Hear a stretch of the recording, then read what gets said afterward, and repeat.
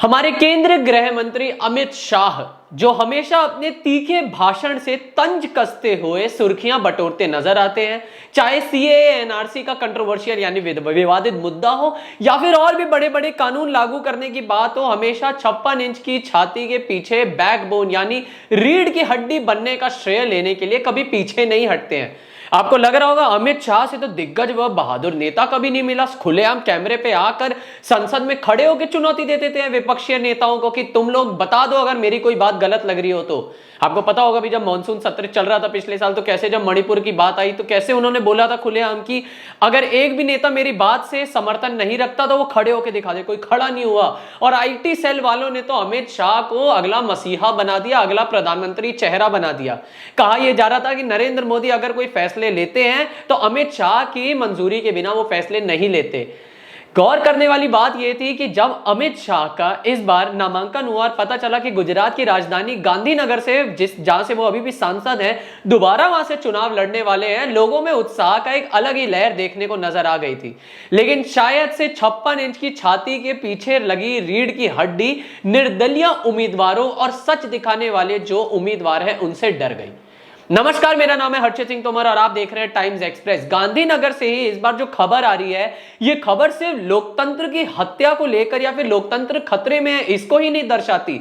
ये खबर ये भी दर्शाती है कि अगर कोई आदमी लोगों की जमीनी मुद्दों को लेकर वक्ता होता है, उसको उजागर करने के लिए एक वो पोजीशन लेने के लिए चुनाव लड़ता है, तो किस हद तक सत्ते पे बैठी सरकार गिर सकती है उसके हक को दबाने के लिए, उसकी आवाज दबाने के लिए। स्क्रॉल की आज एक ट्विटर पे एक ट्वीट आई, उसमें पता चला, यहां पे आप देख सकते हैं, so far 16 candidates from Gandhinagar have withdrawn from Lok Sabha elections. 12 of them including Jitendra Chauhan are independents, 4 belong to small political parties। और ये स्क्रोल के आयुष जो है स्क्रोल के वो रिपोर्टर हैं और उन्होंने ये चीज अपने हमारे सोशल मीडिया अकाउंट पे, अपने स्क्रोल के सोशल मीडिया अकाउंट पे बोला। गांधीनगर से 16 उम्मीदवारों ने अपने नाम वापस ले लिए, जिनमें से कहा जा रहा है, उनकी तरफ से क्लेम किया जा रहा है 12 उम्मीदवार निर्दलीय उम्मीदवार थे और बाकी छोटी पार्टी से थे, यानी छोटी राजनीतिक पार्टी से थे। इतना बड़ा मुद्दा नहीं आप लोग ये समझ रहे होंगे, लेकिन फिर गौर करिए, अभी बीते दिनों आपने जो मुद्दा सुना कि किस तरीके से इंदौर में बिना चुनाव लड़े ही बीजेपी के प्रत्याशी चुनाव जीत चुके हैं। क्यों? क्योंकि कांग्रेस के उम्मीदवार ने अपना नाम वापस ले लिया था। और सूरत में भी यही हुआ कि उन्होंने अपना नामांकन वापस ले लिया। अब सारे के सारे आपको भी लग रहा होगा कि बीजेपी से डर गए, बीजेपी की नीतियां ही ऐसी हैं, बीजेपी का मैनिफेस्टो एकदम फ्लॉलेस है, यानी बीजेपी तो कोई काम करती ही नहीं है और कोई काम ऐसी बुरी करती ही नहीं है। भ्रष्टाचार मुक्त भारत तो बना ही दिया, अर्थव्यवस्था तो तीसरे मैदान पे है। लेकिन हालात पता है कब बिगड़ते हैं? जब आयुष तिवारी ही एक वीडियो शेयर करते हैं, स्क्रोल के जिन रिपोर्टर की मैंने बात करी, एक मौर्य है, मौर्य निर्दलीय उम्मीदवार के तौर पर, महिला उम्मीदवार के तौर पर खड़े होने वाली थी, गांधीनगर में ही अमित शाह के खिलाफ चुनाव लड़ने वाली थी।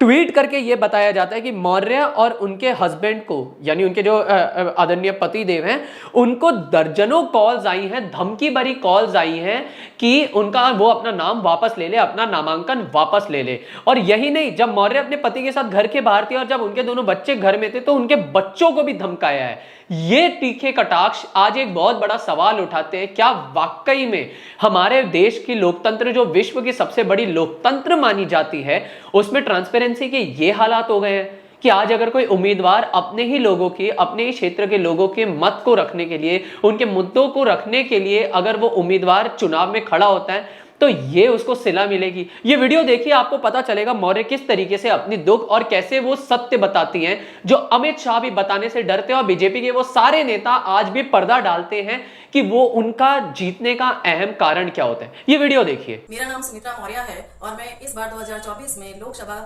का इलेक्शन लड़ने जा रही हूँ गांधीनगर 6 से। तो जब से मेरा फॉर्म कंप्लीट हुआ है, मेरा नॉमिनेशन हो गया है इलेक्शन लड़ने के लिए, तब से ही मुझे बार बार लोग फोन पर धमकियां दे रहे हैं, मेरे घर पर आ रहे हैं, जहां मैं जॉब पे जा रही हूँ वहां तक पहुंच जा रहे हैं। और मैं यहाँ पे सोमनाथ दर्शन करने आई हूँ तो यहाँ की क्राइम ब्रांच पुलिस भी मेरे पीछे लगी हुई है और यहाँ पर आकर बोल रही है कि मैडम आपके बार बार फोन आ रहे हैं लेकिन आप नहीं उठा रहे हो, इसलिए हमें कहा गया है कि आप फोन पर बात कर लीजिए। और बार बार यही कह रहे हैं कि मैडम आप क्यों लड़ रही हो, आपको नहीं लड़ना चाहिए इलेक्शन, आप शांति से वापस ले लीजिए फॉर्म। इस तरह की मुझे धमकियां बार बार दी जा रही है और मेरी प्राइवेसी को छीना जा रहा है। मैं जहां भी जा रही हूँ वो लोग वहां पहुंच जा रहे हैं और मेरे सारे जितने भी फ्रेंड्स जो भी हैं उन लोगों को भी कहा जा रहा है और वो लोग भी मुझे बार बार फोन कर रहे हैं। तो मुझे बहुत ज्यादा हैरेसमेंट किया जाता है। तो प्लीज चुनाव आयोग मेरी हेल्प करे। तो जैसा कि आपने देखा कि मौर्य किस तरीके से बता रही है, उनको दूसरी जगह उन्हें सोमनाथ जाना पड़ गया अपनी सुरक्षा के लिए, और सोमनाथ जाके भी उनके हालात, उनकी ये जो परिस्थिति थी वो सुधरती नहीं है।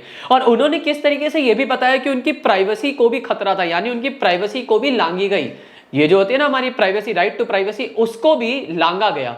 गौर करने वाली बात यह है कि यहाँ पे जो मौर्य हैं वो महिला उम्मीदवार हैं, और महिलाएं हमेशा, महिला उम्मीदवार आप ले लीजिए या फिर कोई भी महिला नेता ले लीजिए, हमेशा से वो सामाजिक मुद्दों को अपनी तरीके से सेंसिटिविटी के साथ आगे हैंडल करती है, यानी बड़ी संवेदनशीलता के साथ लोगों के सामने रखती है, आला कमान के सामने रखती है, ताकि उनको असल तरीके से, क्योंकि महिलाओं की राजनेता, महिला राजनेता जो होती हैं, उनकी जो परिभाषा है एक मुद्दे को लेकर, एक समस्या को लेकर, उनकी जो विचारधारा है वो हमेशा और जो नेता होते हैं या फिर और भी किसी तरीके के उम्मीदवार होते हैं उन सबसे परे होती है।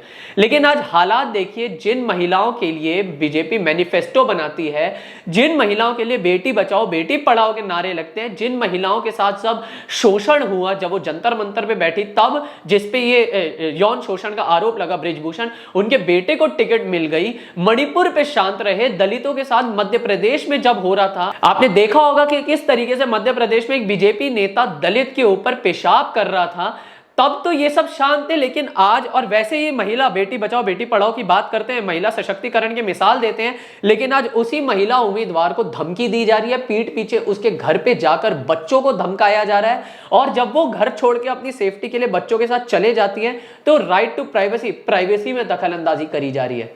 आज हमारे लोकतंत्र का ये स्तर हो गया है, आज ये सोचने को हम मजबूर हो गए हैं, और टाइम्स एक्सप्रेस के माध्यम से आप लोगों को भी बताना चाह रहे हैं कि हम ये जो लड़ाई है, क्योंकि हम अक्सर जब पब्लिक रिव्यू भी करते हैं, जब ग्राउंड रिपोर्टिंग करते हैं, तो हम देखते हैं लोगों से जब पूछते हैं ना प्रधानमंत्री चेहरा आप किसको देखते हैं, वो कहते हैं प्रधानमंत्री नरेंद्र मोदी। अब हम पूछते कारण, तो वो दो कारण बताते हैं। सबसे पहला तो आपने देखा ही होगा, इंफ्रास्ट्रक्चर, इकोनॉमी के जो वादे होते हैं। दूसरा हमेशा ये कारण रहता है, और कोई उम्मीदवार चेहरा नहीं है। अब क्यों नहीं है? क्योंकि कांग्रेस को इतना सीरियसली अभी ले नहीं रहा है। आरजेडी जेडीयू की अलग ही रीजनल पार्टी की राजनीति, अंदरूनी राजनीति चल रही है, लेकिन कोई और चेहरा नहीं है। अब मेरी एक बात बताइए, गांधीनगर जो कि गुजरात की राजधानी है, जिस गुजरात मॉडल के नाम पे विकसित भारत का वादा करते हुए 2014 में बीजेपी सरकार बनाती है अपनी, और आने वाले 2 दशकों तक बनाने का ख्वाब रख रही है, जिस गुजरात मॉडल की दाद दी जाती है, उसी गुजरात मॉडल के राजधानी में अगर कोई उम्मीदवार, निर्दलीय उम्मीदवार या छोटी पार्टी से उम्मीदवार या प्रत्याशी खड़ा होता है, उनकी ये हालत करी जाती है। और ये सिर्फ 1 2 3 4 की बात नहीं है, 16 उम्मीदवारों की रिपोर्ट करी गई है ये। अब इसमें कितनी सच्चाई है कितनी नहीं है तो देखने वाली बात होगी, लेकिन ट्विटर पे 3-4 उम्मीदवारों की वीडियोस भी आई है, जिनमें से एक का अभी हमने आपको दिखाया, मौर्य का।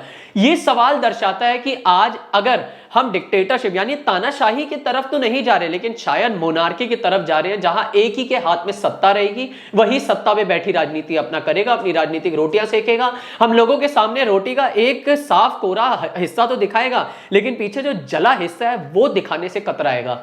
अगर हमारे पास चेहरों की कमी है, अगर हमारे पास उम्मीदवारों की कमी है, उसका अहम कारण यही है कि जो जमीनी स्तर के मुद्दे राष्ट्रीय स्तर पर उठाना चाहता है, उसका मुंह इस कदर बंद किया जाता है, उसको धमकियां दी जाती है, उसको 3rd डिग्री टॉर्चर करा जाता है, उसके बच्चों को धमकी दी जाती है, उसके बच्चों परिवार वालों के नाम पे ऐसे झूठे और खोखले वादे तो एक तरफ करते हैं, लेकिन उन बच्चों परिवार वालों के नाम पे धमकियां देकर नामांकन वापस लिया जाता है। सोचिए, ये है हमारे भारत का लोकतंत्र। और अब आने वाले लोकसभा चुनावों में जनता को एक ही सवाल है, कब तक और कैसे और क्या वाकई में ये सारी चीजें ध्यान में रखते हुए, ये सारी चीजें आपके सामने लाते हुए भी हमें खुद शर्मसार होना पड़ रहा है। हम भारत के लोकतंत्र की दाद देते हैं, लेकिन क्या वाकई में ये जो लोकतंत्र की दाद दी जाती है, जो मैनिफेस्टो बनाए जाते हैं, वोट बैंक की राजनीति बीजेपी सरकार द्वारा करी जाती है, एक सामने निर्दलीय उम्मीदवार अपने खिलाफ नहीं खड़ा होना दे सकते? ये एक सवाल छोड़ के जा रहा हूं। फिलहाल के लिए ये बस इतना ही। आप देख रहे थे टाइम्स एक्सप्रेस।